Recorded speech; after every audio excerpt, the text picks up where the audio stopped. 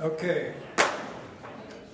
Call this meeting to order. This time, for everybody stand for the invocation and then the Pledge of Allegiance and the Texas Pledge. Thank you. Thank you, Mayor. Let's pray. Father, we are grateful for your hand in the saving grace of your Son.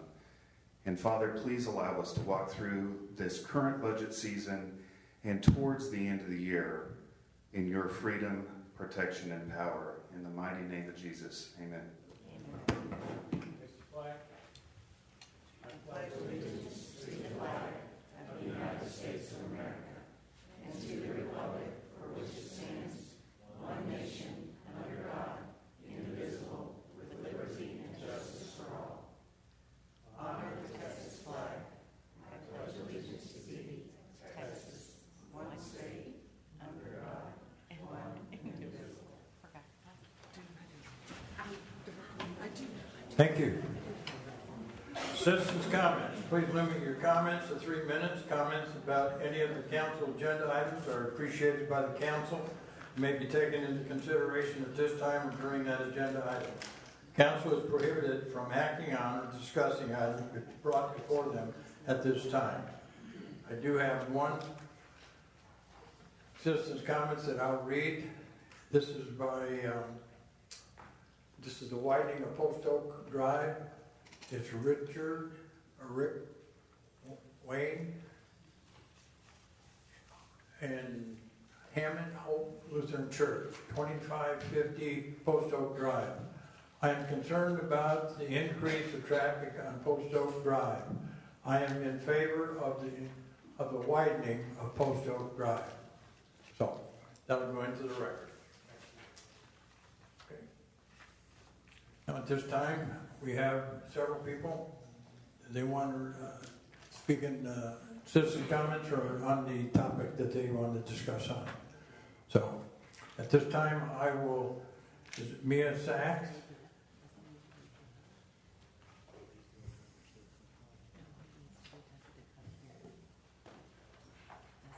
Please state your name and your address for the records, please. Good evening. My name is Mina Sachs, and I currently reside at 1713 Birch Lane, Corinth, Texas. And I am here today to plead my case to the council and to voice my opposition to the planned hillside development and the zoning change from SF2 to SF4 and the collector road that will pass through our property. As our city officials have pointed out to us in several emails, this meeting is for the zoning change and not for the road change. But is it really? Let me explain. My husband and I purchased the land back from Mr. Fletcher in 2019. This land is located at the back of 1960 Post Oak Drive. It took everything we had financially to achieve this dream. In late 2020, we engaged several builders to help build us our homestead. And during this time, several developers have approached us to get us to consider selling our land. We declined many offers. Until one day a developer asked to speak with us in person and told us that the city's plan to build a road that will cut through our land. I then fact-checked this developer, and sure enough, he was being truthful. So to provide you with the data for illustration, on page 65 of Corinth's Envision Plan 2040, which is found on Corinth's website in detail, a map clearly states that a collector road that will cut through our property and other adjacent landowners. In addition, on page 22 on this week's packet agenda, and I quote, "The master thoroughfare plan adopted within the comprehensive plan identifies the future construction of a new collector roadway, about 60 feet right-of-way width with approximately 37 feet of driving lanes, for the purpose of extending Creekside at Post Oak Drive eastward to Silver Meadow Lane. The applicant, which is the developer in this case, has agreed to dedicate at the time of final plat a portion of the right-of-way required for this future collector roadway." Let me ask you then, how come I cannot ask about this road, right? In our interactions with the city, the last city engineer, Mr. Marshalls, had confirmed that eventually part of our land would be needed to build this road and advised us not to situate our house where this road may go. He also added that there is no need for eminent domain, and with the chilling words that every landowner dreads as of this date. But what about next week then, or the week after? The city will not only allow dense housing, but it will also require that landowners sacrifice their hard-earned land to their city's progress. For what cost? And is this right? So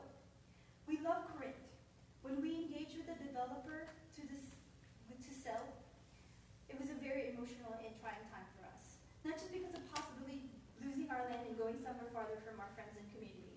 But it also took a toll dealing with such a nasty developer, which incidentally is also the one building Hillside. I don't have enough time to talk about this developer in detail. So I ask, when you cast your vote today, I urge you to put yourself in my shoes. I grew up in a third world country where owning a house and owning a land is next to impossible. Help me and my family realize this dream today and show the residents of Corinth, people who Thank you. care and take pride in this community, the city cares for them, and not just a single project. Thank you for your time. Alana, Vic. Please state your name and your address for the records, please. It's Alana Fickus. I live at 2712 Cherokee Trail, Corinth, Texas. I am opposed to this change as well at Hillside, Corinth, if that's what y'all are calling it. I'm here to request this area stay SF2. I believe SF4 will make it appear and eventually become very crowded. Thank you. Learning, facts.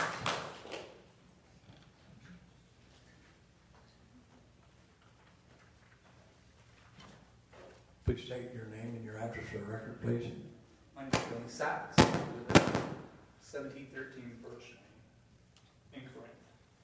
Of note, I'm a homeowner and a property owner in town here, and I found a big contrast with a lot of the support letters. I found a recent packet that was published here on Monday, written by supporters of this development that don't even live in Corinth. I purchased the back pasture of Spirit Horse back in 2019, as my wife talked about, to build a home for the family. It's just south of the proposed Hillside development, as I'm sure you're well aware. We were in contract to sell to Rembert because we found out about the road, exactly how my wife told it, and we didn't want to do what we're doing right now.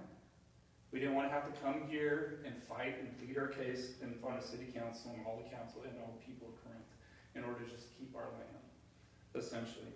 After our questionable business deal with Rembert, we decided that we were going to stay and we're going to build. We don't want to sell to developers any longer. We don't want to be a part of that world. So I speak against Hillside because of the road that's on the plans that's going to require eminent domain to complete through our land that we don't want to sell. The reality is, in the end of the day, there's no need for this road.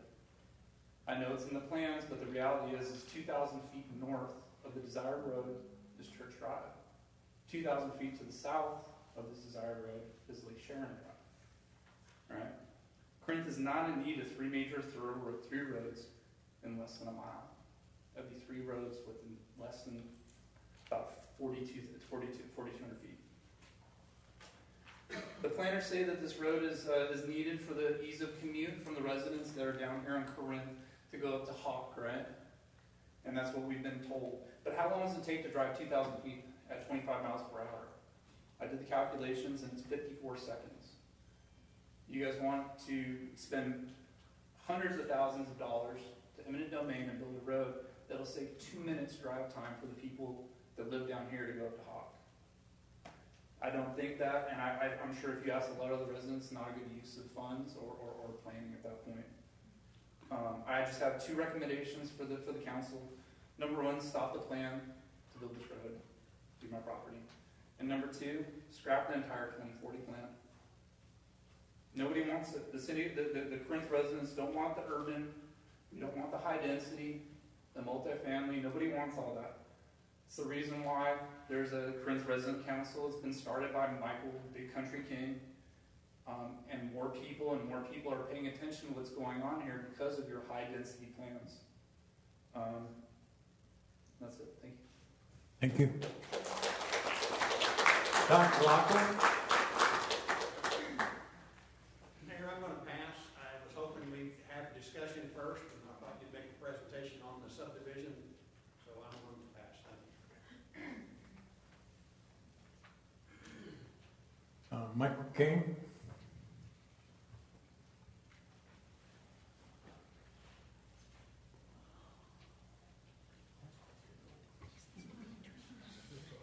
Michael King, 2610 Zachary Drive. First thing I want to open up, I know some other people talking. I would like to recommend to the City Council,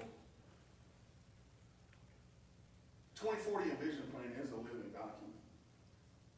It is as others stated, there's many of us, we're growing daily, that are not happy with the vision and some of the road tracks that our city is currently taking.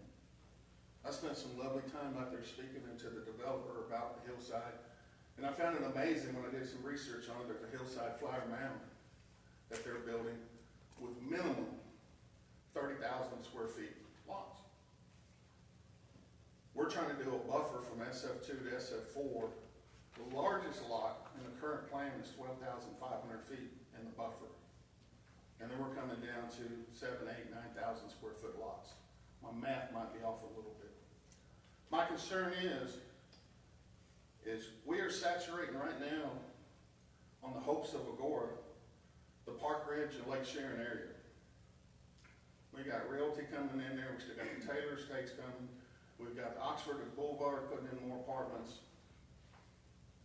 Now we're starting on the west side of Corinth, and we're going to put Hillside in there with density saturation. And what I find unique is we got Providence on the north side. I believe it's SF3, larger lots. Then we're going to come down, and then we're going to keep getting denser and denser. Are we going to continue to move south and keep that density increasing? What's next? Multifamily? Gentleman's here that owns a lot of property at Lake Sharon and Post Oak. Is that land for 10 years, 20 years from now going to come for sale when my kids are my age or a little younger? And there's going to be saturated with all multifamily? Because we're setting the precedent. Because as we all know, one of the biggest discussions we had in my time when I started this, I should have took better medicine, stayed out of it, but was the John Bond property, the oil wells. And we took that, we got the 2040 vision plan changed from multifamily to single family. But there's nothing that says it can't be changed back unless there's some ordinance or law that I'm unaware of. But we're starting this saturation on the east side of Corinth. Now we're moving on the west side of Corinth. What are we going to do if we come down through the middle? Just continue with this saturation? Yes, Post Oak is going to be widened to 4 lanes. Everybody's big discussion that's been going on about eminent domain. Depends who you ask. Whether it's going to take place or not. Yeah, I'm looking at the city manager. Just want to see what your facial expression might be. Because I'm tired of getting lied to. I'm tired of getting played word games. If there's any laws or ordinances that prevent that discussion taking place right now, then just be upfront with the residents and say, we can't discuss that right now.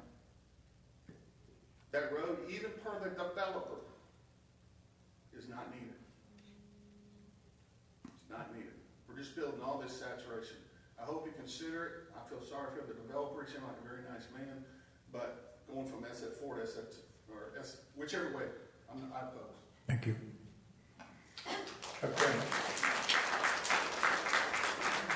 Get a little better background for some of the future people that want to make comments on it. I'm going to make the decision to have the public hearing and let them make the presentation, and then we can have more citizens' comments afterward. So, conduct a public hearing to consider testimony and on a rezoning request by the applicant, Ritter Associates, to amend the zoning ordinance and zoning map of the city of Corinth, each being a part of the Unified Development Code from SF2 single-family residential to a planned development with a base zoning district of SF4 single-family residential for the development of 69 single-family lots on approximately 20-plus acres, generally located on the east side of Post Oak Drive, north of Terrace Oak subdivision, and south of the Providence subdivision. Mr. Campbell. Thank you, Mayor and Council. Our Director of Development Services, John Webb, will present this item and answer any questions that you have.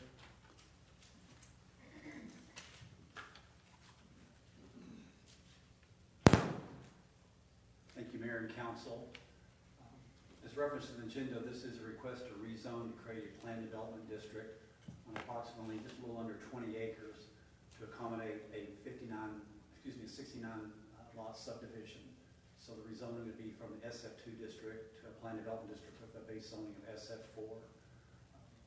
As you know, the property is surrounded by other developments that are currently fully developed or more rural in nature.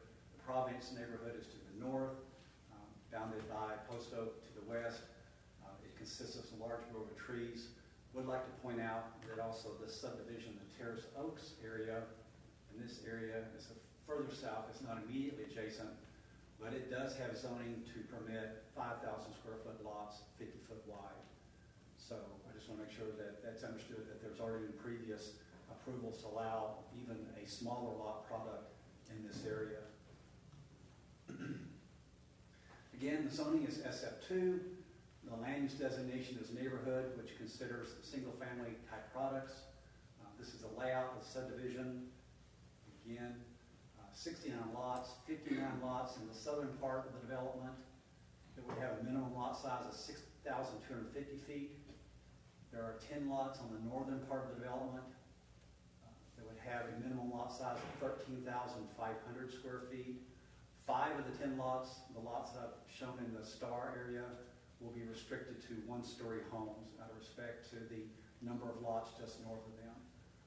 There is a drainage facility in the area. They are creating 5 tree preservation lots in that. We really appreciate the developers worked with us to try to preserve as many of the larger heritage trees on the site as possible. So some of the design elements, again, I mentioned that there's an open space tree preservation lots. The developer has agreed to construct at the time of the development of the subdivision prior to issuing a building permits, an 8-foot board-on-board fence along the northern property line, which I call the good side of the fence, facing the Providence neighborhood. There will be a masonry wall along the southern area of the property line, as well as a portion of the project facing Post Oak. And then he'll be putting in enhanced landscaping, other features within the subdivision and around the subdivision. So some of the key design standards and deviations and also improvements that he's asking for from the SF4 base district, he's asking for the reduction of 70 feet to permit the development of 50-foot lots on those full 59 lots. Reduce the minimum lot area from 7,500 square feet to 6,250 on the 50-foot lots, and then the other lots will be 95 feet wide with a minimum area of 13,500 square feet. The minimum home size will be increased to 1,800 square feet. He is asking for an increase in the building coverage to 55%. One thing that staff is working with developers going forward, and I think it gives a much better street view, is prohibiting 3-car garages from facing the street, so you just don't have a dominance of garages facing the street.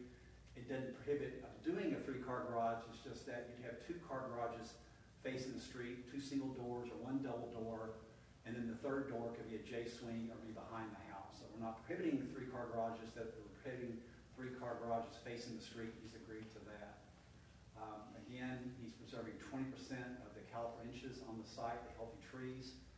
These HOA lots will be owned and maintained by the HOA. And then for the setbacks going forward, we want to encourage, if they want to do a J-swing garage, to again further diminish that look at garages facing the street, to allow for a setback reduction for that J-swing, for that part of the garage sticking out from 25 feet to 15 feet. And then we also want to encourage front porches. We're not mandating front porches, but encouraging setback reduction to allow the front porch. And this is an example. So the illustration on the left is a J-swing. We have window requirements, so it has a residential variance, but this is actually the garage itself. You see they put a 3rd-car garage facing the street. This J-swing actually has a 2-car garage here. So again, the house has 3-car garages. It's just that there's only one. So there's a setback reduction to allow this J-swing part of the garage to connect those streets. And this is an example where we would allow in the development. Again, this is not a typical rendering of what the house would look like. I'm just using the porch example where we allow a setback encroachment close to the street to have a front porch. And the term is called gift to the street, and you're trying to bring that relationship between people on the sidewalk and people sitting on the front porch. So again, it's not required to build the porches, but if a homeowner wants to do it, they don't have the property within the footprint of the building, they can bring that porch a little closer to the street. And it's a full, open, usable porch. It's not what I call those kind of semi-type porches. So the request is in compliance with the comprehensive plan, as it is in the neighborhood district. In your packet, we've noted the number of letters in support and opposition to that. I won't go over that, but it's also in the packet the number of people within 200 feet in support and opposition, the same with outside of 200 feet. And then we also have letters outside of the city limits of Corinth. Staff has recommended approval. We do have 3 stipulations. Again, I won't go through verbatim, but just some things to clean up the PD. If you direct us to prepare an ordinance, then we'll work with the applicant to get some of these technical issues worked on as we work on the ordinance with the developer. It is, it's a staff board notice that we do have the requirement for a 3/4 affirmative vote based upon state law and UDC. Both state law and UDC have the issue that if owners of at least 20% of the land area, not 20% of the owners, but 20% of the land area within 200 feet, have filed written opposition, that requires a 3/4 affirmative vote. Our UDC also has a requirement that the Planning and Zoning Commission recommends denial, that also kicks in that affirmative votes that require the 5 voting council members to vote in the affirmative for this to pass. Glad to answer your questions, Mayor. I know the applicant's here. He also has a detailed presentation. I'd like for him to also make that presentation, but be glad to answer any technical questions you may have. Any council have any questions for Mr. Webb? I do. I don't know if it's more appropriate for me to ask you or the developer, but in the renderings that are in our packet, there's no front porches. No, and I just put that in as what we call a carrot, so if people want to do a front porch, they can do that, because many times you're not able to do the front porch because it violates the front setback. I see. So we're just putting that as a carrot to hopefully encourage people to say, I now have the room to put a front porch in front of my house. I see. Thank you. Appreciate it. IT can bring up the applicant's presentation to the side. Thank you, Mayor. No.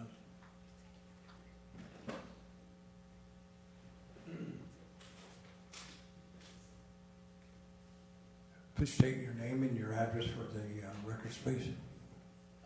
My name is Reginald Rimmer. I live at 4316 Laura Lane, Flower Mound, Texas. And first of all, thank you, Mr. Mayor and the council, for giving me this opportunity to present what we think is a great project for the city of Corinth. Could you speak closer to the mic, please? Yes, is that any better? Yes. And how do I tap through? Yeah. There we go. I just tap through. Well, you can do this one right here. It's up to you. That like button. This one, yes, sir. Thank you. Okay, a little bit about myself. I'm a developer, been developing for about 38 years, and most of my development has been in southern Denton County. I do have a project that we did a few years ago here in Corinth.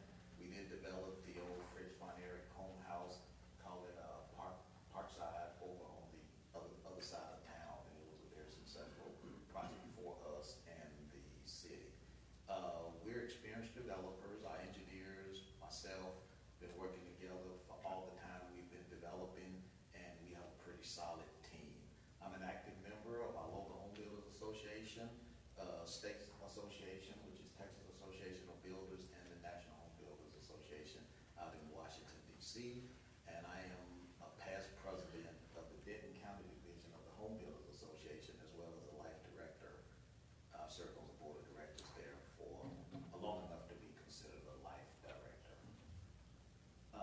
Our plan, I just jump right in. I won't regurgitate a lot of stuff that Mr. Webb went through, because you guys have the packet and most of that stuff, but I'll highlight some of the things that we think make the project a little bit different and unique, where we're trying to accommodate staff requests and some of the residents' requests as we visited door to door and tried to work through some of the things that was requested of us, and I think we achieved quite a bit. But when we do a plan, we try to take a site and we develop a community that is compatible with the surrounding area, and we take things into consideration like building lines, adjacency, and transition density, and we try to preserve trees, and we try to create open space. And I think this project did all of those things, and we'll discuss that a little bit. How we got here, just so you guys know, we didn't just do this last week, last month, a few months ago. This project started in November of 2021. And here we are tonight, August 3rd, which is a little bit more than a year and a half to get before City Council. So we put a lot of work in. Staff has put in a lot of work. We appreciate Mr. Webb and his team.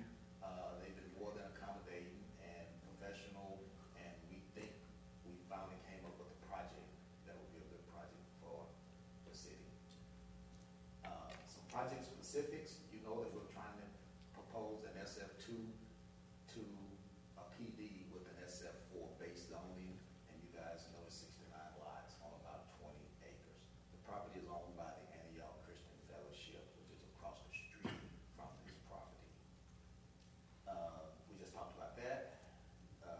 Some of the site challenges, so whether we develop or somebody else, you know, the site is an infill site, and they're always challenging with drainage and neighbors and access, city water, sewer, and this property have all the challenges of an infill site. Heavy topography, a major gas line coming through the front of the property, and the tree presence on site. So those are some of the site challenges that we had to work around to try to accommodate this project plan that we came up with. 69 lots, our density is 3.4 units to the acre, and we're creating approximately 7 open spaces. I want to stop here and pause a little bit. As you guys can see, I want to talk about a zoning comparison in our surrounding communities. As you guys can see, the Providence community is zoned SF3, and that requires a lot size of 10,000 square feet with a width of 80 feet. That is the Providence community would be considered to our east, I think, or north. Well, north, yes. And as you look around our entire property, we have PD 5, which is 5,000 square foot lots at 50 feet, PD 39, which is 4,000 and 5,000 square foot lots, with lot widths as low as 27 feet and 50 feet. And if you go back to PD 9 to the south, that's back to the 5,000 square foot, 50-foot lot. So we have an infill site here that, from a developer's perspective, it is ideal to sandwich it in and do something very compatible to what's there. Another thing we're doing, as you see the SF3, and I have a slide coming that's going to show our property transitions from the SF3. Our lots are 94 to 95 feet wide. The PD or the SF3 zoning only requires 80-foot wide lots. So if you come one down, and I'm going to go ahead and go to the next slide and give you a little bit more detail. As you can see, the Providence community that we're married into right to the north of us, I put every lot and every square footage on their lots, and I put our square footage. We're exceeding SF2 pretty much on every one of our lots as a transition as we move south.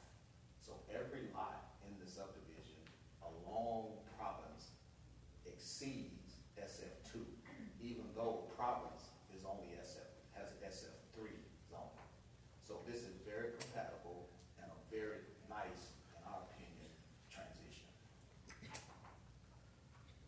Estimated home prices, we're going to start in the 550 range. Lot premiums and upgrade, that'll probably go up about 10%, along with some of the bigger lots. We think we'll get up to around 750 in price points. Decided to do another little quick study. Providence homes, as you can see, they 500 to just over $1 million for the one major house that sits on a few acres. Terrace Oaks, the max house over there is about 640, and our product would be 515, 550, up to about 750. Special consideration, special concessions we did specifically for the Providence community. As Mr. Webb said, we plan to do an 8-foot board-on-board cedar fence. We plan to deed restrict about 5 houses to give residents continued privacy, tree preservation, and open space. Now, I know you're going to hear in citizens' comments, we wanted to stay SF2. We wanted to stay SF2. If we did SF2, we would not probably be required to do board-on-board single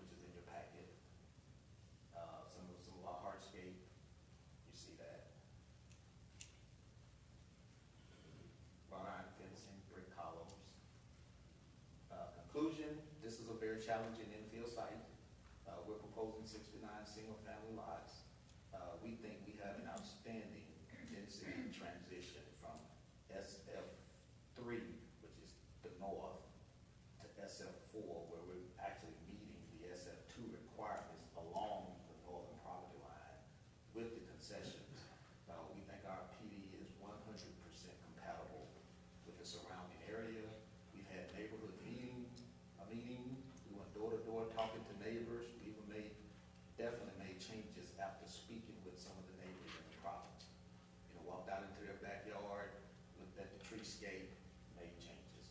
Looked at the fencing, made changes. And finally, staff supports this PD, and I want to commend Mr. Webb and his staff for working with us as developers. It's been a long road to get here. We like the project, and we hope you guys like the project as well. And that's the end of my presentation, and I'll take any questions from you guys if you have any. Any questions from council? So we haven't heard from everyone yet, but I know there's going to be more questions. But the main thing I'm hearing is the road that's going to be cut through. Would it be possible to do the subdivision without that road? I mean, would you consider doing it without that, the road that is the main concern for everyone? I would most definitely consider doing the project without the road, but we were told the road's on the master plan and master thoroughfare plan. But yes, we would love to do the project without the thoroughfare road. But we don't want the road to get our focus off of the subdivision. But if there's a way to get us where we're trying to go and get rid of the road, we would most definitely consider that. And you are correct. I was just asking. Okay. Thanks. I have a question. Yes. At the front, the piece of property that sits at Post Oak, there's nothing there. Is that part of this? Is that going to be green space, or is that a separate owner? No, the church will maintain that for future improvements to the church. Oh, okay. They would like to build an education facility or some sort of facility there. They would like to maintain that. Okay, and also, I understand that if we were to leave the zoning like it currently is, that you could do 58 houses on that property. You're wanting to do 69, so you're wanting to do 11 more houses, is that correct? I don't think that's correct. John, do you know? That was my understanding. Maybe I dreamt it, I don't know. But, so it's not a huge deviation of what current zoning allows. I don't know how to answer that. I think Okay. it's definitely a deviation from SF2, 14,000 square foot lot. I would think we have an average probably of 8 or 9, if you take the big lots in the small, 8 or 9,000 square feet. So that would be a delta, and that's off the top of my head. I would Yeah. calculate that. Right. But we would definitely lose lots if we did SF2. Yeah, right. And I think the neighbors would actually lose because the concession piece will kind of come off Sure. the table. Right. We'll go straight to plat without having to Right. do anything. Any other questions? I think John's doing the math. That was my question. Like, what would be the number of lots you'd be able to develop I under the think current at zone? best, you would get about 40 lots, but that would be no tree preservation lots. So I think you would get around 40 lots, but that would be no tree preservation. In current zoning, you think it would, you could get about 40 lots on there? But it depends on topography, the grading, as he knows, when you get in civils, then you can lose further lots. But if you were to max out and like perfect the civil and grading, the tension, I think at most you would get 40 lots, but you would not have any open space. Okay. And y'all know I like a tree. And we're trying to preserve some. Yes. You're a tree hugger. Any other questions? Okay. I have one more. So on the Providence side, you're going to build an 8-foot fence, but on the other side, you're doing a 6-foot fence. Is that so? Why? Masonry, because that's the ordinance. When it's a thoroughfare, and along thoroughfares, the requirement per ordinance is a masonry screening fence. But that's a road, A future road. a future road. But even if the zoning stays SF2, it doesn't have any impact on that road. Correct. Right. So whether we change the zoning to allow SF4 or leave it at SF2, the road is a completely separate. That is correct. Oh, Okay, questions, sir? Go ahead. Mr. Herfliff made a comment in planning and zoning about potential drainage issues in his property. Do you have any further information on what your intent? No, that was probably more from one of our door-to-door conversations. He may be here tonight, he can clarify if I say something wrong. When we visited, he was telling me that he had considerable amounts of water rushing to his property. Matter of fact, it's coming so wet, it goes under he got a building out back, the water goes under his building. I said, well, for starters, once we build the subdivision, we'll put in a road, the road's gonna catch a big portion of the water that's coming to you, because we catch water, put it in the system, take it down the street. While all the water's coming to you now, we'll catch it in a road, send it in a different direction. I said, but what would help if we had an easement across the back of your property that we could sheet flow some of our backyard? It's less water than you get now, and I think he misunderstood that to be, well, you're gonna take an easement. Well, we can't take an easement from anybody. You know, city could, eminent domain, future developers can. So if I had an easement from him, he would have to give it to us and have to agree to it or sell it to us. So we would be reducing his water that come to his property today with his development. And that's not with even that. So there's no intent to involve lawyers and... Absolutely not. Absolutely not. There's no need for that. Any other questions? Thank you very much. Very good presentation. Okay, at this time, I'm going to go into the public hearing. Mr. Glocker, did you want to speak? Okay. All right. And I'll go back to the list of people that wanted to talk. Susan Griffin.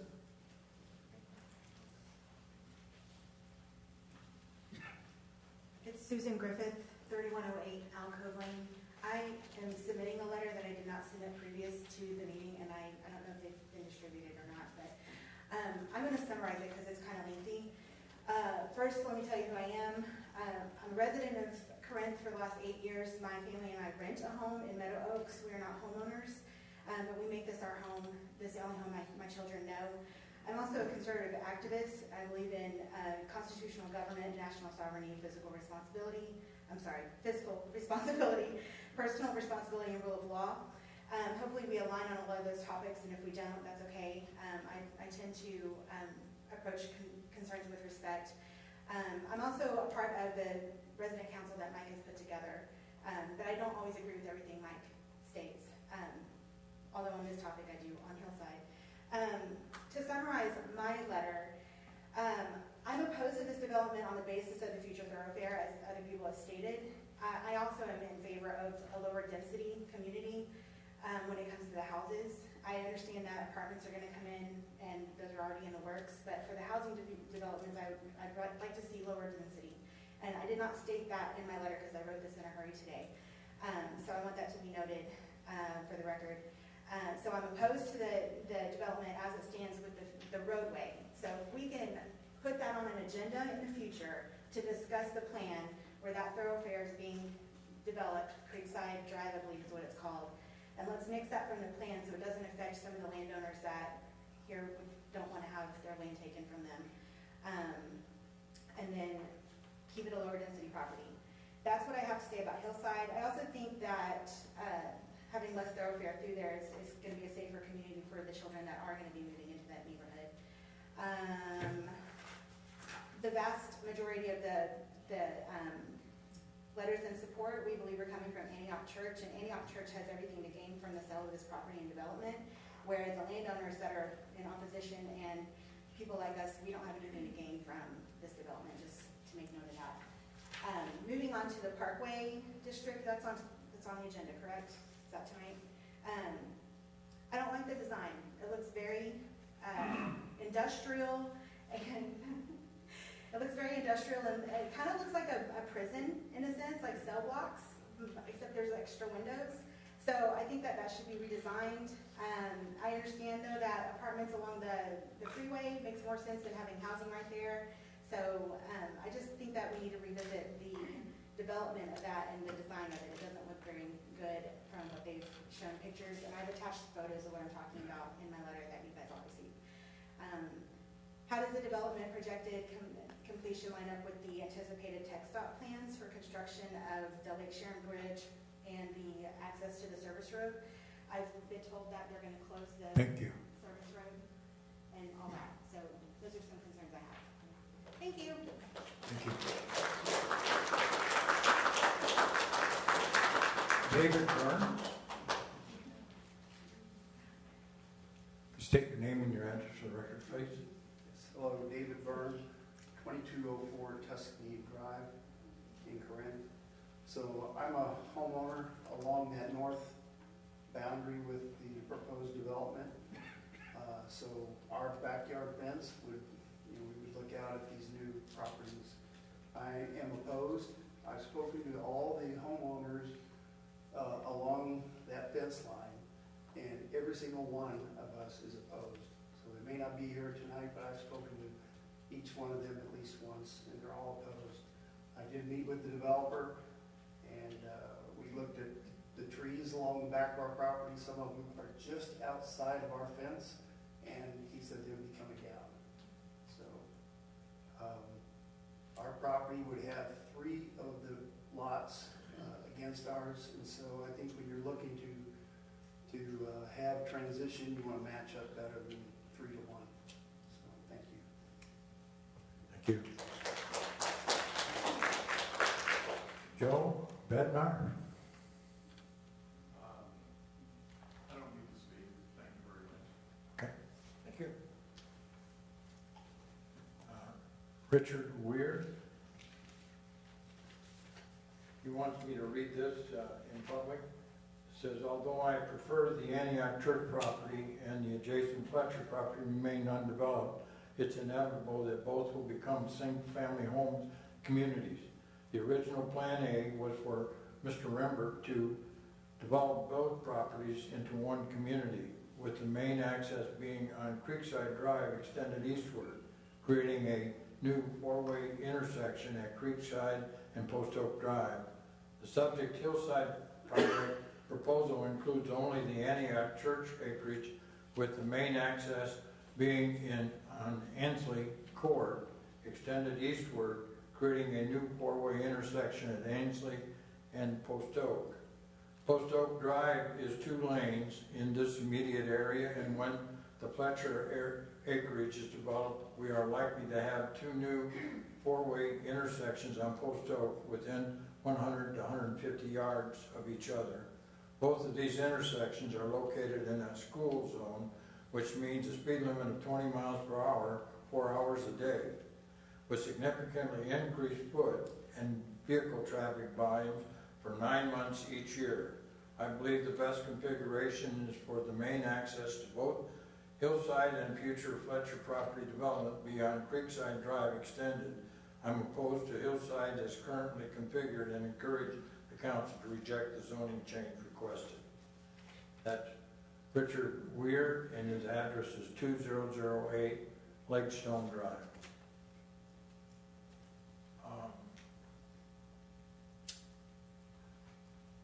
This is Henson. Amy Henson? Okay. The lots are too small, being built behind the houses in Providence.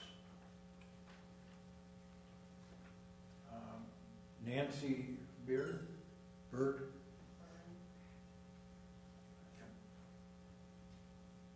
You do not wish to speak? Okay, she's against it.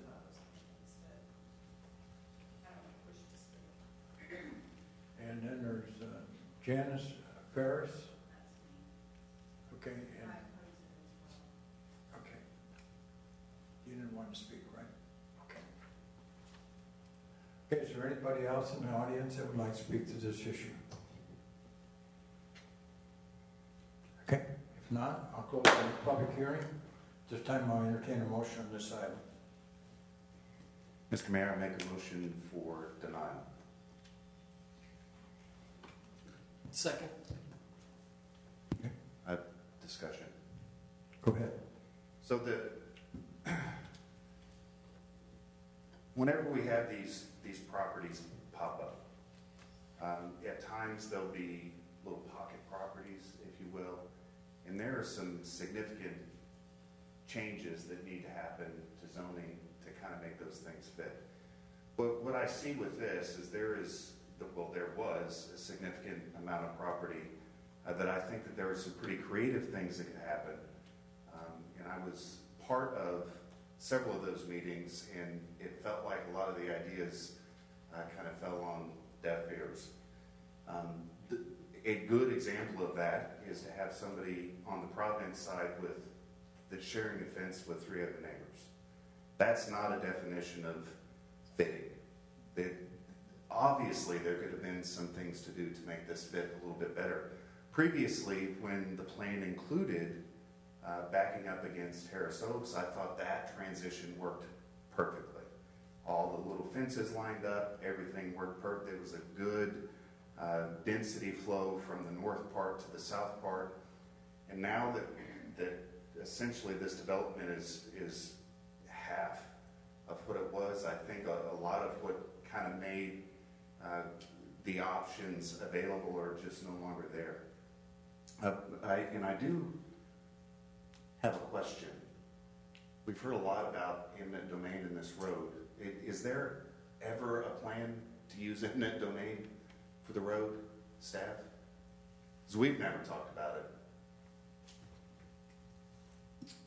Thank you, Councilman. Since I've been here, there's been absolutely no discussion about any kind of eminent domains for any of this. Now, I do know, I had heard there was some discussion with the previous employee at one point where that was maybe thrown out there, or at least referenced eminent domain as a possibility, but that was, I wasn't here for that conversation, but no, sir. So of course, we'll have further discussions on the thoroughfare plan. In fact, I believe that this year is one of the years or next where we kind of go through and take a look at all that kind of stuff.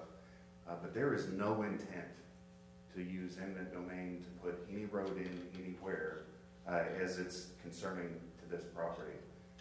In fact, a lot of times these roads are built with the developer partnering with the city, which is kind of what made those 2 properties work. When there were 3 properties when everything was being sold. But as far as it stands now, I do not believe it's a good fit for the city, and I do not believe it's a good density transition. Any other comments? Okay. Cast your vote.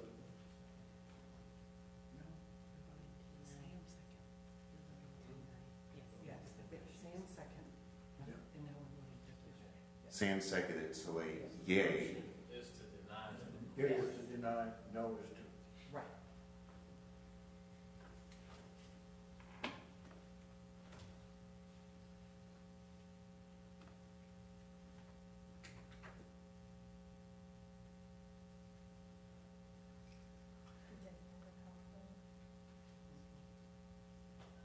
Is it not gone?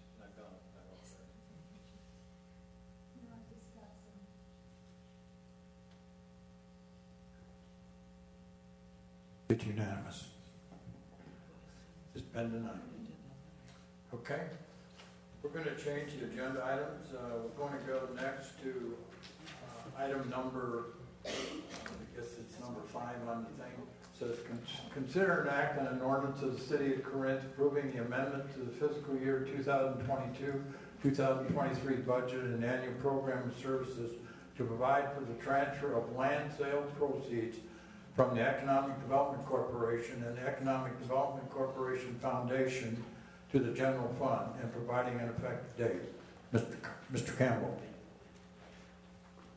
Thank you, Mayor and Council. Is Leanne, oh, I didn't see you. Leanne Bunselmeyer, our Director of Finance, will cover this item with us next.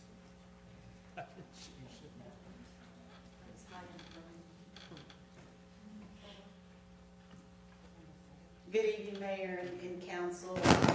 The item for your consideration tonight is a budget amendment to the current fiscal year budget.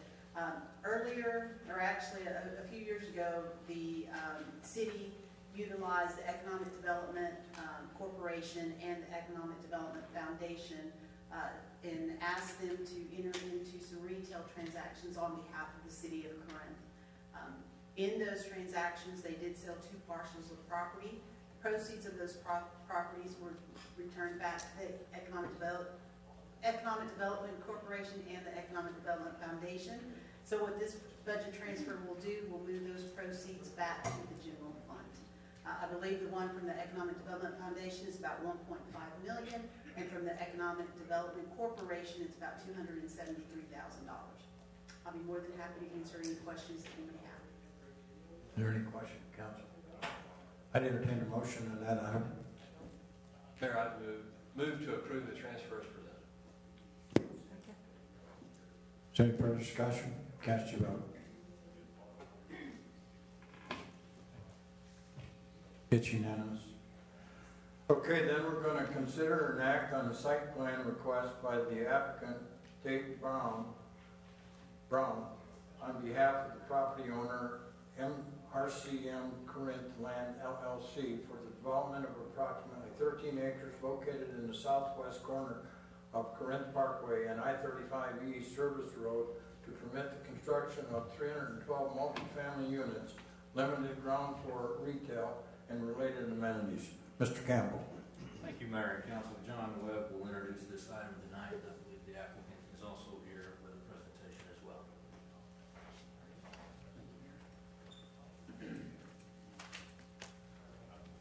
Thank you, Mayor and Council. As you know, we first considered this item on July the 20th, and you tabled that item. This is not a public hearing item, so we did not have to re-advertise, so we scheduled it as soon as we could back for this meeting. I'm not going to go through the full presentation, but I'm going to highlight some of the main points that I highlighted on the 20th. As you know, the property is zoning entitled for multiple uses of multifamily, restaurants, retail, and a hotel site.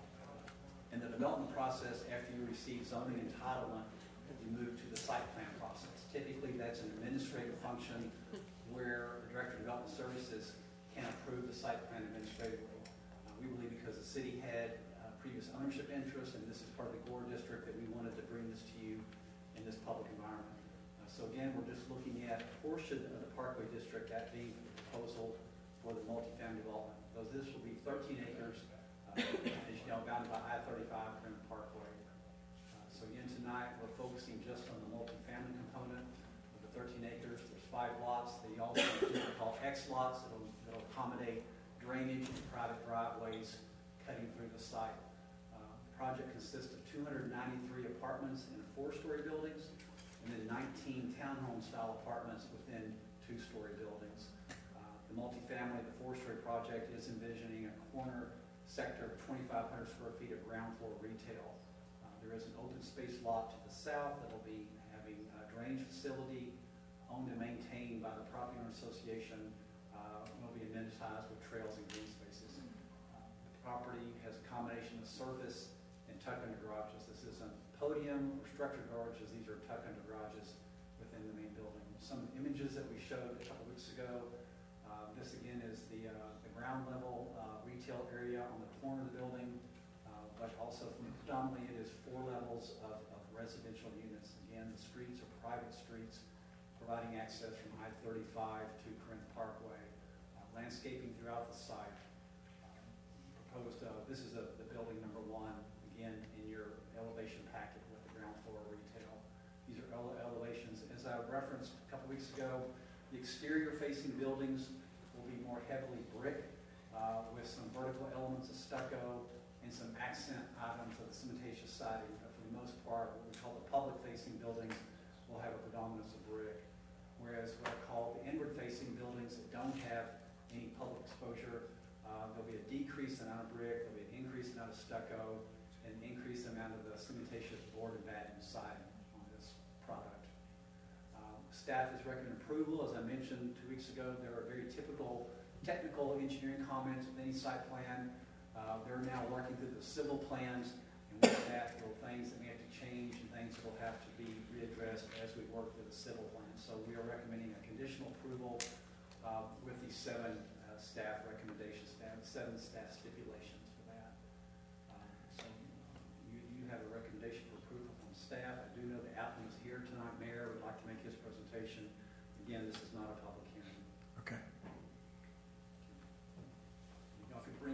me bring up the staff's applicant's presentation on this.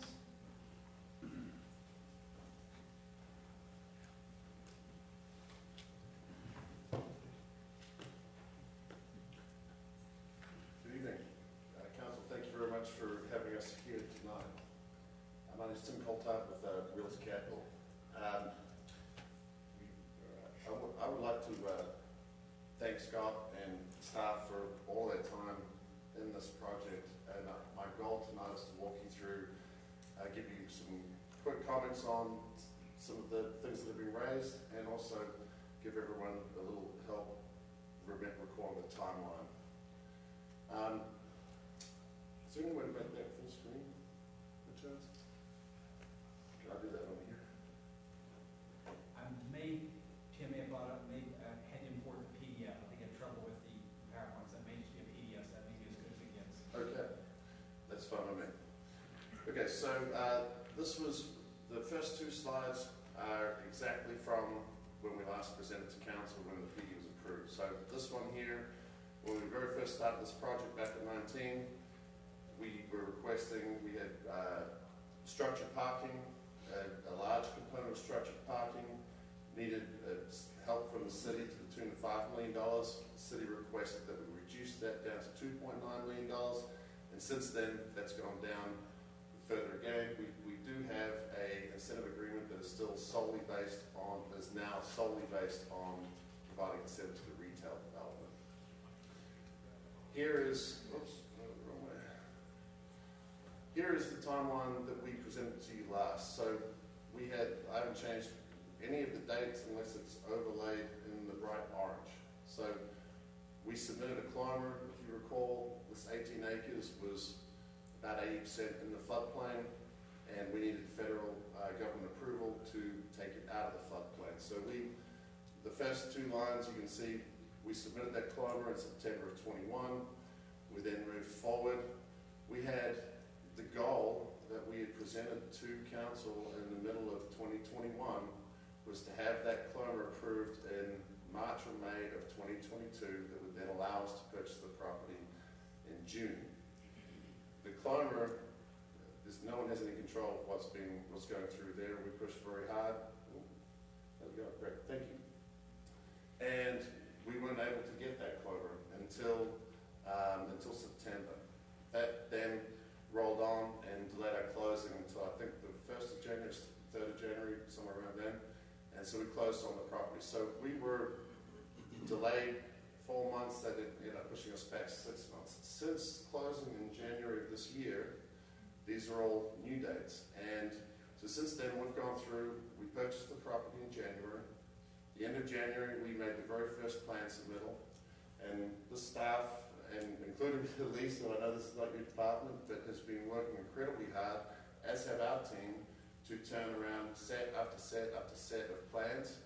It's an iterative process. I think your staff's done a really great job. I think our team's done a good job of making sure we're turning those things around very quickly. We've gone through 4 submittals between February and July. We've even submitted our building permits in effort to try to make sure that we are pushing this project as quickly as we possibly can. I believe that's council's goal. It's absolutely our goal. And I think if time's a hard thing to recall, especially when you've got all these different moving parts and pieces, and we have pushed as hard as we possibly can. Our goal is to start construction assuming we get a site plan approval. We've already submitted our plat. I mean, we are deep, deep, deep into this project and looking to move forward as quickly as council will permit us. The goal is to start construction in October. We've outlined some challenges with the financial markets. Interest rates have doubled. I know that we're not the only ones that's hurting, but that's a fact, and we're still confident we'll be breaking ground. There's a typo here under December 2023, which outlines groundbreaking of 227 units. It's only, 327 units. It's only 312, and the 2,500 square feet of commercial. I think it's important for council to understand that in the construction of the multifamily, the 2,500 square feet of commercial, we're also doing all of the major infrastructure and the streets for the retail as well.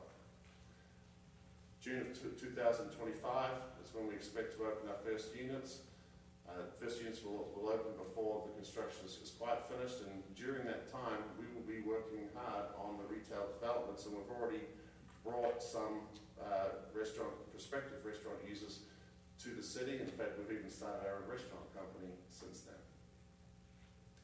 This is the original outline. I won't go through all of the individual points, but this is the original outline that we showed to council. It's very much the same. Here's a compare and contrast of the two site plans. There were some changes to the site plan. If you look on the left-hand side is the original site plan. On the right-hand side is the updated one. The original site plan had structured parking underneath 4 stories of residential that went above it, which led to a much taller building. The reason for the gap between Corinth Parkway and our building, which was on the left-hand side, was we had parking provided between our buildings and the street, and we also had a berm there which was designed purely to try to hide the effect of that parking that was going to be underneath the building. The change resulted in the reduction of height of the buildings along Corinth Parkway. That was absolutely a contentious point when we had the zoning approved, and our unit count dropped by 38 units. So we were giving up units. We're able to accommodate the parking, and I think that the goal originally was to have that urban edge. We had a 5-story building that was touching Corinth Parkway. Now we've reduced that down to a 4-story building. This is the original table outlining the materials for the building. I'll get through the renderings in just a minute, but you'll note that it's a Class 1 material, which we're required to be Class 1 for 90% of our exterior facades. This is bolded in our zoning document too. It was talked about, maybe not in front of council, but it was absolutely talked about in front of with staff, and that's why it was bolded. It outlines 3-step stucco. 3-step stucco is a great product. I'll show you lots of pictures of it here. We've used it plenty of times. We often use 2-step stucco. Obviously 3 steps, a thicker product, and will last longer and is more resistant to cracking. Here is the renderings. Now, I wanted to talk just a little bit about the renderings, because these are the renderings that is on the right, the updated ones. These are ones done by our architect through the process as we're doing plans. They don't show a lot of features they don't show. They don't show the updated landscaping because it's an iterative process. The landscaping has since been submitted and I believe has been recommended for approval. They don't show any downspouts.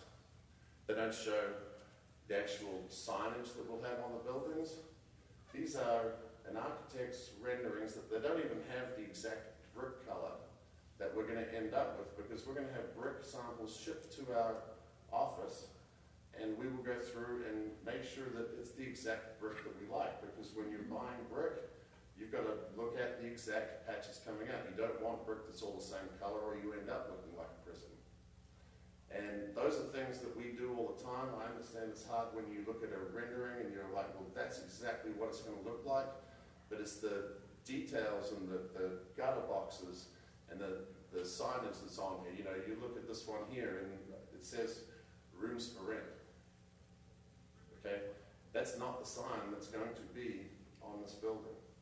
That's a representation of ghost lettering. And I understand that that would be disturbing to look at, but we're not going to put that on the building. And I'll show you some examples of signs that we do put on buildings. That actually comes from there's a finger that's supposed to be on the top. I'll show you an example of it. It's a great feature. We propose to use a bunch of old Denton County business names. That's what we've done down in Mansfield. It's fabulous. We've got these ghost letterings that make it feel like it is a rehab industrial project. And the same goes with the mix of materials. That's why we have stucco. If this was all brick, it would be a much more imposing building. So those are some of the main items on the I mean, we are absolutely consistent with our zoning. I'll just go back to this one here.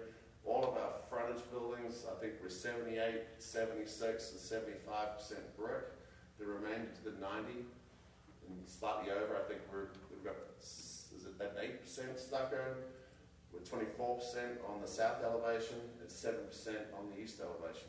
Absolutely permitted within our PD. And we've done it that path because that's what we believe will look the most attractive, but it will have additional features than what is shown on these renderings. So I appreciate the comments that we've certainly heard. We don't take offense to them, but we want to reassure you that we have just as much to lose by messing this up. Okay, so townhomes, we went through many iterations on that. I'll be the first to say that some of the first ones that we shared, they were the last ones to get worked on by the architect. We were trying to move very quickly, and they were able. I think we've come to a great median, and I think we're really pretty excited with the way they look now. You'll see here, this is our project in Mansfield. You know, Mansfield Academy, the building's not Mansfield Academy, that was an old business in Mansfield. You'll see there's lots of stucco, lots of different materials, a similar color palette, and it looks much nicer. If these were all brick, I don't think you'd like them much. This is our project in Lakeside. This slide came directly from our first presentation to council. You'll see there's lots of stucco here. Stucco is not a bad product. Most of the concern that people have with stucco generally comes from EFIS, which is a polystyrene product. I know there's been some concern about restaurants. When are restaurants coming? As soon as we can possibly get this thing built and nobody's going to want to open a restaurant on a construction zone. We've said that before. We have lots of experience in restaurants. These are restaurants in our Lakeside development. These are restaurants that we have done to date. We just recently started our own restaurant company. We're building 3 in Keller, 1 in Flower Mound, and have plans for about 6 more. This is our goal. This is what we're trying to get to as quickly as we possibly can. We're trying to rush the project, rush the process, but being careful to make sure we're paying attention to detail. Your staff's done a great job of going through our plans, providing comment, and we've turned those comments around, resubmitted, because we all want to get this project started. There's absolutely zero benefit to us to sitting on our hands and waiting, hoping that things will improve. That's not the way that we do business. We're committed to getting it started. I've shared with City Manager a lot of the efforts that we've made to date. I'm happy to share more if that would be helpful.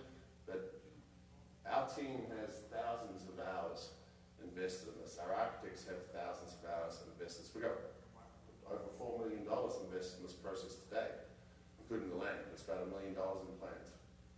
So I would encourage you please to approve our site plan. Let us keep doing what we're doing. I understand some of the comments, and I don't take offense to the present comment, but it's not going to look exactly like that. It's going to have additional pieces, more landscaping, there's more thought that's gone in, but if we turn around and try to re-render a project with every single iteration, we would be spending all of our time doing renderings. And I don't think that's what you want us doing. I think you want us building the project, and everything that we've shown you is consistent with our PD, and we would like to keep moving forward. I'll happily answer any questions you may have. Any questions, Council? I do. The rendering that you're showing us, that you're looking at currently doing, This one? that one, and the lakeside, because you were showing us lakeside. Could you go back to that one too? Here. Yes. So they look totally different. They are. But you were saying that this one's going to look, that if I heard you right, that the one that you're showing us the rendering would look more like lakeside. But they're totally different. Lakeside's great, but the other one, and I know I don't. I think you'll find the other one, that the ones that we're doing now is going to look a lot more like this project right here, which is the Lakeside's more of a Mediterranean style of architecture.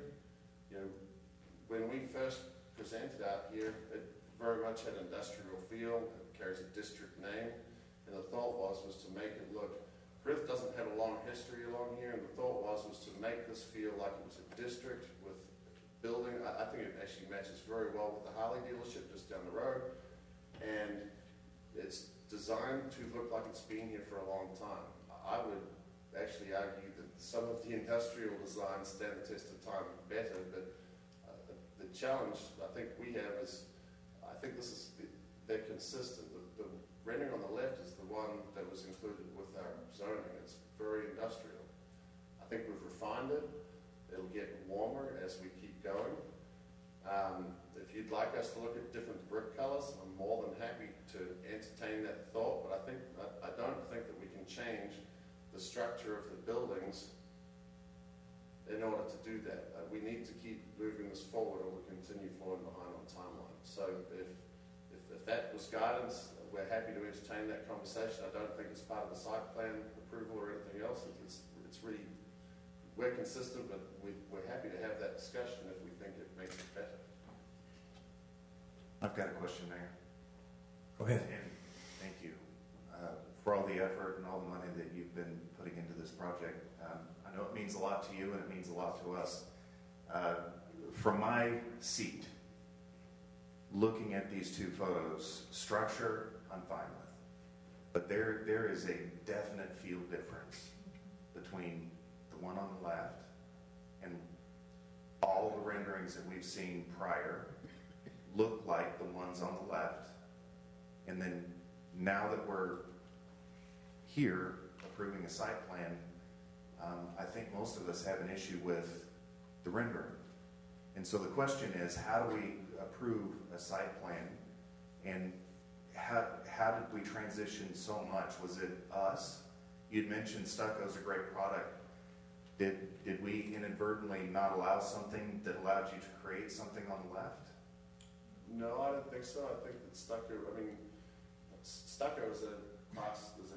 is part of our approval. The whole building should be in stucco.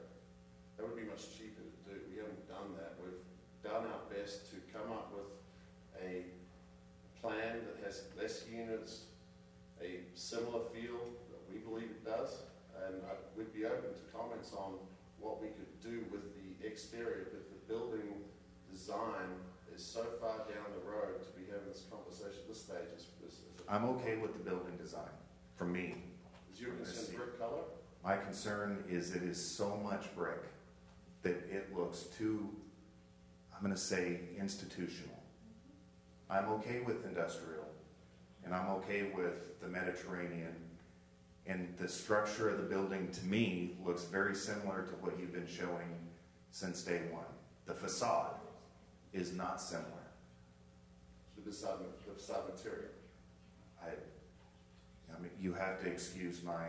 No, it's okay. I'm just trying to make sure I understand. If we're talking the brick, if we're talking the color of the brick or the fact that it's brick versus something else. Can you go to the Mansfield project?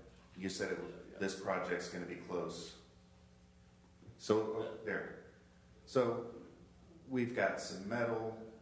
We've got 3 or 4 different colors, 3 or 4 different types of material. And that, to me, is even consistent with what we've been shown. What we've been shown with this rendering is there's 2 colors, and it's just a lot of red brick. And we're up against a timeline getting you approved. And so I'm okay with extensions. I'm okay with anything as long as we can get what we thought we were getting. And this Mansfield main lofts, I don't think it's as pretty as where we started, but it's light years better than what we've been presented with these renderings. Excuse me, I'm just trying to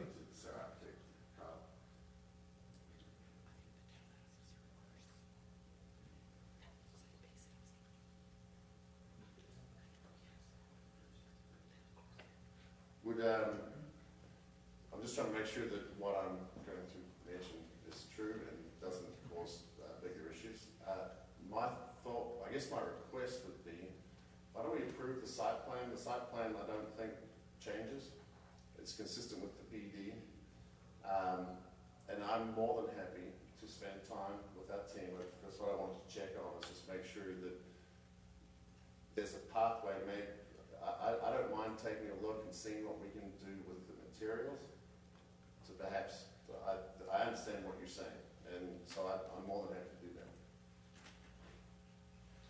So how, and sorry, I hope that what we communicated last week by tabling this was that we didn't appreciate your effort. That wasn't what we were attempting to communicate. I think maybe you've talked to Mr. Campbell and understand we have commitments with the county, and we're trying to figure out what to do. But we're not, we certainly want you to do this as quickly as you can, but we also certainly understand the economy is not in the place it was when you started, and we don't want you to rush through to a product that isn't the best product we can get based on a governmentally imposed timeline. Sure. I very much appreciate But we have commitments with the county, and we're working to get extensions on those, and so I want to, this doesn't work very well. I can't speak for the whole council, but I can tell you that our concern was, what are our commitments with the county? What concessions are they willing to make to us? And how can we all work together to get this project on the ground in a timeline that allows us to do what we want to do with this and Agora and everything in the Turks? Because the timeline does impact that, and we don't know what the county's going to do yet. Okay? Yeah, I appreciate you saying that. And so, County will work with you, I hope. and I would just, without trying to repeat what Mr. Garber said, I'd just say that I share his feelings. It's not that the plan itself is bothersome. It's kind of like the lack of a fully developed, or, yeah, it just looks more simplistic and not as aesthetically pleasing as the other things. It's what we were shown. It's not like conceptually way off target. It just doesn't look like it's quite there. I hear you. I would love to take a shot at working on that with your staff. And I understand that. I think there's two. I think you're requesting us to look at it because I think you think we're a good developer, and we would like to do that. I'm more than happy to do that. But there's the timeline piece. I think there was miscommunication there, and we're all passionate. There's lots of effort, many hours, lots of money involved, and that's what makes passion. And I think we are more than happy to try to work through those issues, but we're doing everything in our power to move quickly as well. And we've gone through a bunch of reviews. I think there are some things that we can do. I'm not exactly sure. Now that I know that, I think we can go back and look and say, hey, what can we do here and what can we do there? Maybe it's just some changes of colors, adding some soldier courses. There's lots of different options and tools we have. Maybe it's the angles on the balcony covers. I mean, there's lots of different things we can do that make a big impact. And knowing that you would like to work with us to go through those, I think we're fine doing it. I would ask, though, that we can, the challenge I have is it's an iterative process that's built upon a foundation of streets, and everything goes in order for the protection of every other thing. So we've already got a plat done.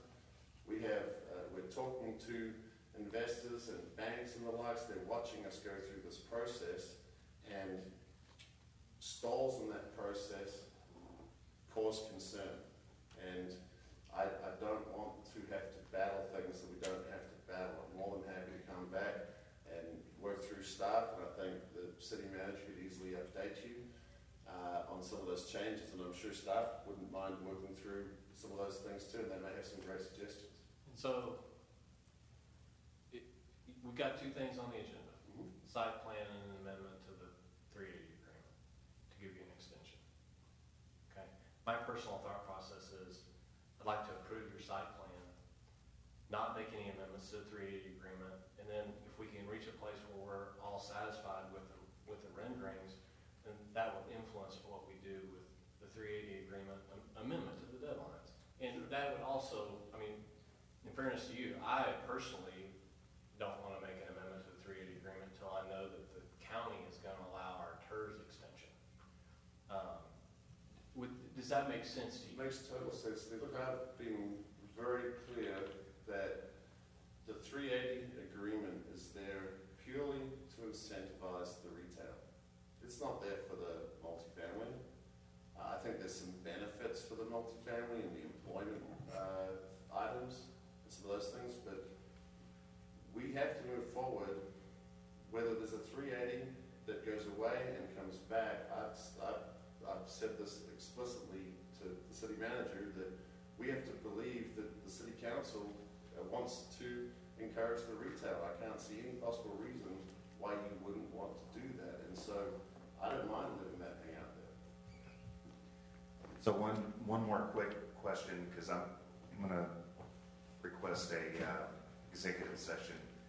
If we were to remove the renderings from the site plan, I don't even know if we can, but if we were to and approve a site plan pending approved renderings, does that work? I think it's I'm not sure. I don't think the renderings are really included in the approval. I think it's the elevations.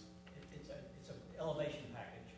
But the elevations include The the pictures that we've seen. I would say the elevations are absolutely consistent with the PD, and that's why they should be approved. I think that what you're asking is, will we go back and try to look and see what we can do to improve the presentation? And I'm trying, so I think it's an olive branch type of situation, and so I'm standing in front of council saying I'm more than happy to go look at that and see what I can do. I'm not sure that I can get everybody 1,000% happy, but I'm pretty sure we can probably come back with some improvements that get you pleased. I do have a couple questions. It's not the no gutters or bushes that brings me heartburn. It's those townhouses look like base housing. I was raised in the military.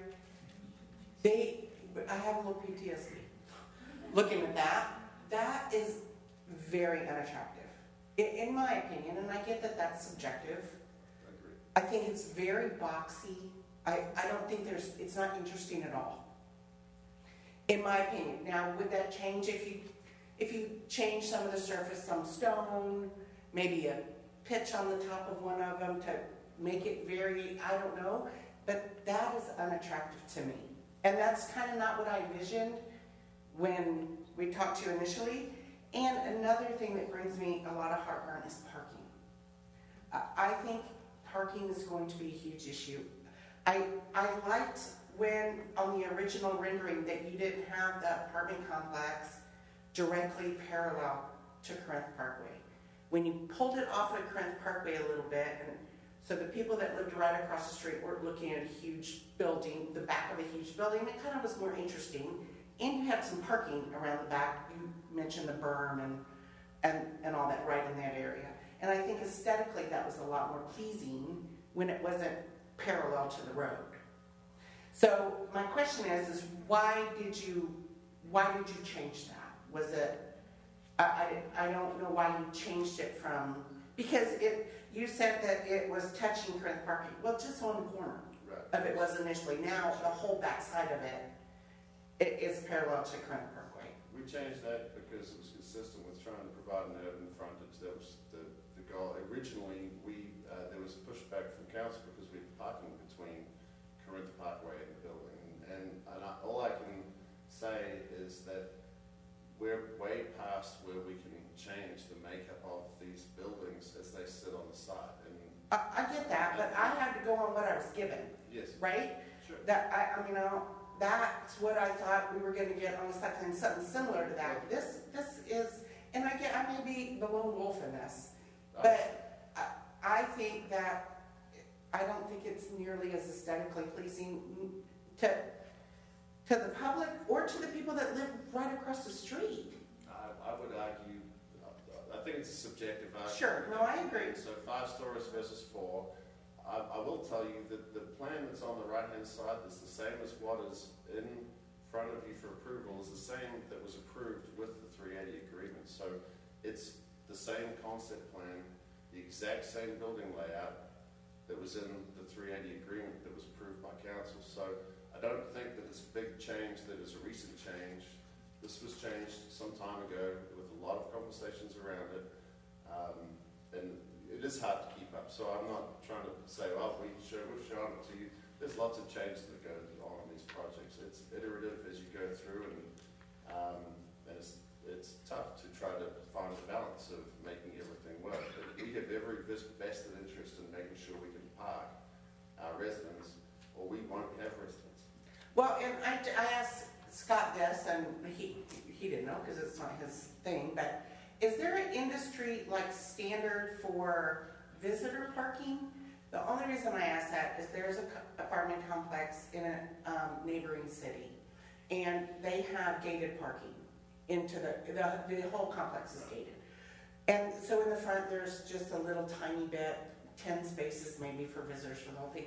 So what they do is they go around to the neighborhood, and they park in the adjacent neighborhood, and they walk.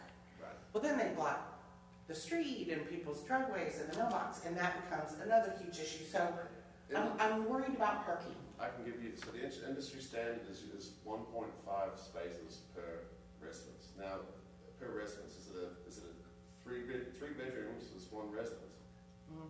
One bedroom is one residence. So it's not as, so while 1.5 is the standard, we have 20%, what's our percentage of studios? So we're 10% studios, we're at 60% of one bedrooms, and the remainder are two bedrooms. The townhomes have double garages underneath them.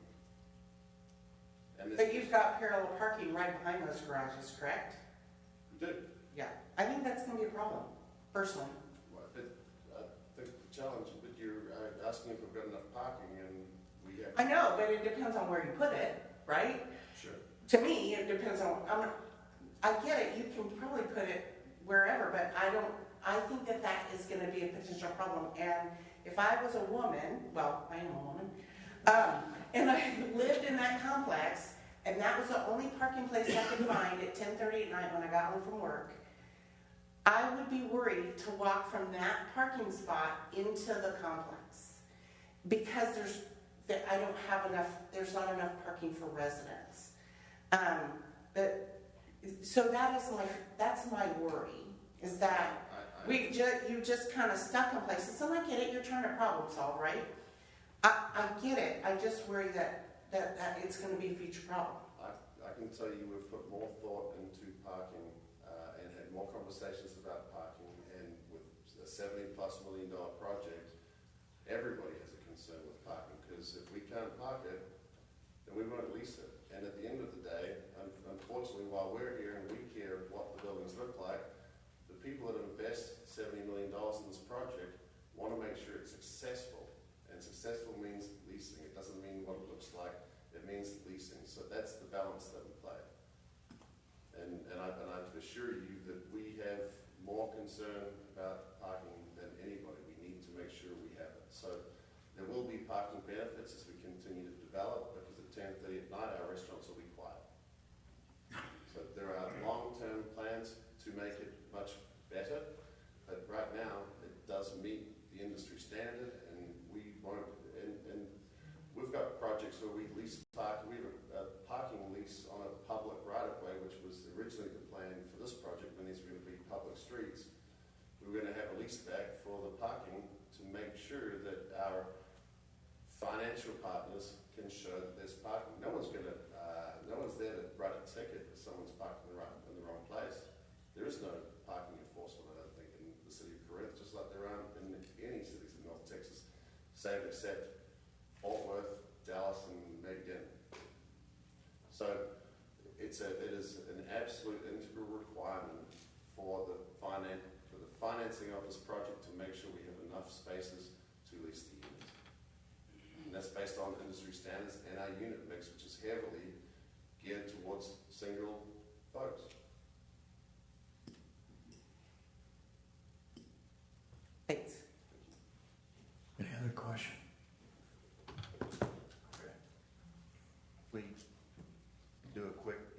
executive session on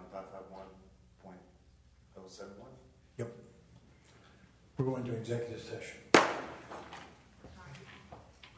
At 8:18.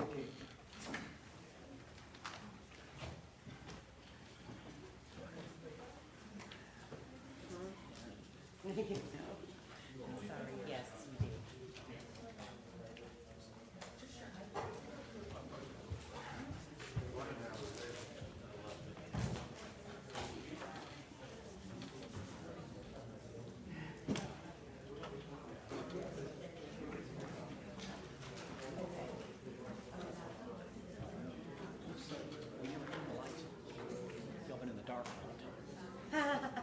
That's hilarious. I'll probably see the video.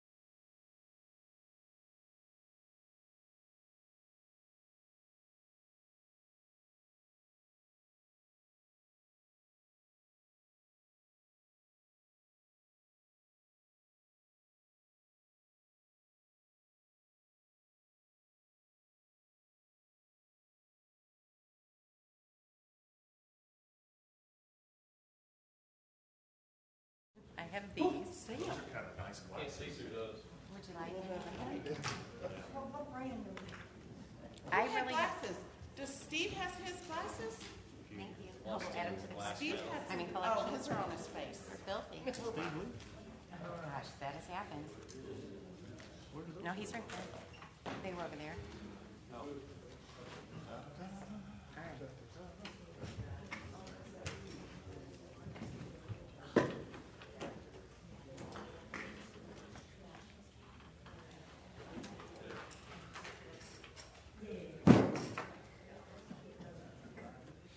Okay, we're out of executive session. I call the meeting back to order. At this time, I'm going to entertain a motion on item number 3. Mayor, I would move to approve the site plan subject to the conditions 1 through 7 identified in the staff report and the agenda packet with a modification to condition number 5 as follows.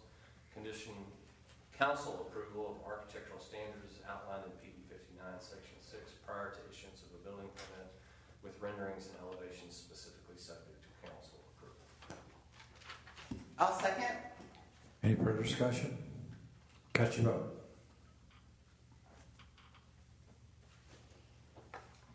It's unanimous. Okay, item number 4, we're going to table that item.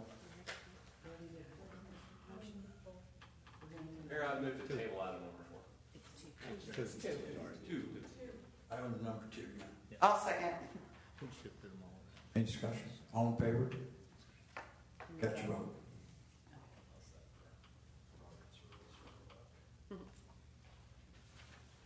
It's unanimous. Okay. Council comments and future agenda items. The purpose of this section is to allow each council member the opportunity to provide general updates and or comments to fellow council members, the public, and or staff on any issues or future events. Also in accordance with section 30.085 of the Code of Ordinances, at this time, any council member may direct that an item be added as a business item to any future agenda. Mr. Berg. Nothing, Mayor, thank you. Mr. Garver. Nothing, sir. Mr. Holsworth. Nothing, Mayor, thank you. Mrs. Henderson. Mrs. Pickett. I have nothing. Thanks, Mayor. Mr. Campbell. Mayor, just want to say, glad to have Lana back next to us tonight. I bet you are. I don't know if she feels the same way. I do. Okay, one last item, on Saturday, I believe it's 9 to 11, there's a dedication of the dog park. Everybody's welcome to attend. So with that, we're done. Darn it. Well, thank you. That was lovely. It was worth me saying. For that. We don't need Scott to be the city secretary. Yeah, no, that's It's what like I was really voting saying. what? Yeah.